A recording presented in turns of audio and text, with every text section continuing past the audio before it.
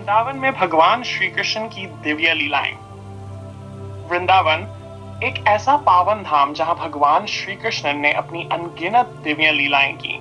ये वही भूमि है जहां गोपियों का प्रेम, ग्वाल बालों की मस्ती और यमुना के निर्मल जल की छाया में भगवान की मोहक बाल लीलाएं गुंजायमान हुई। माखन छोड़ की लीला। गोकुल में जब श्री कृष्ण बाल रूप में थे, तब उनकी माखन चोरी की लीला बहुत प्रसिद्ध थी।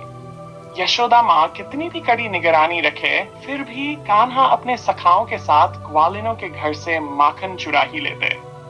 एक दिन गांव की ग्वालिनों ने यशोदा माता से शिकायत की, मैया, तेरा लाल बड़ा नटखट है, रोज हमारे घर से माखन चुरा कर खा जाता है। यशोदा माता ने श्री कृष्ण को पकड़ने की ठानी। उन्होंने मक्खन के मटके ऊंचाई पर बांध दिए, पर कृष्ण भी कोई कम नहीं थे। अपने दोस्तों के साथ मिलकर उन्होंने मानव पिरामिड बनाया और मटके तक पहुंच गए। जैसे ही माखन निकाल कर खाने लगे, तभी यशोदा माता ने उन्हें रंगे हाथों पकड़ लिया। बता कान्हा, माखन तूने खाया? माँ ने पूछा।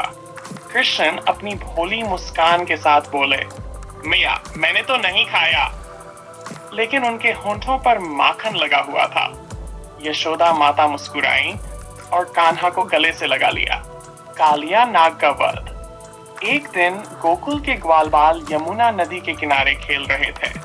अचानक उन्होंने देखा कि नदी का पानी काला हो गया है। वहां कालिया नाग का आतंक था, जिससे जल विषैला हो गया था। जब श्री कृष्ण को यह पता चला, तो वे तुरंत नदी में कूद गए। नागराज कालिया ने अपने विशाल फनों से श्री कृष्ण को जकड़ लिया। ये देखकर गोकुलवासी घबरा गए, परंतु भगवान श्री कृष्ण तो लीला पुरुषोत्तम है। उन्होंने अपनी दिव्य शक्ति से नागराज को परास्त कर दिया और उसके फनों पर नृत्य किया। कालिया नाग ने श्री कृष्ण से क्षमा मांगी और प्रभु ने उसे यमुना छोड़कर कहीं और जाने का आदेश दिया। रासलीला, प्रेम की अद्भुत लीला। वृंदावन की रज रज में श्री कृष्ण की मधुर बांसुरी की ध्वनि गूंजती थी। जब वे अपनी मुरली बजाते, तो गोपियां सब कुछ छोड़कर उनकी ओर खिंची चली आती। एक दिन शरद पूर्णिमा की रात को, जब चंद्रमा अपनी पूर्ण आभा में था, तब श्री कृष्ण ने वृंदावन में रासलीला रची। गोपियां उन्हें पाने के लिए व्याकुल थीं, लेकिन श्री कृष्ण ने उन्हें समझाया कि वे स्वयं प्रेम और भक्ति के प्रतीक हैं। उन्होंने प्रत्येक गोपी के साथ एक रूप धारण कर रासलीला की, जिसे हर गोपी को लगा कि कृष्ण केवल उसी के साथ हैं।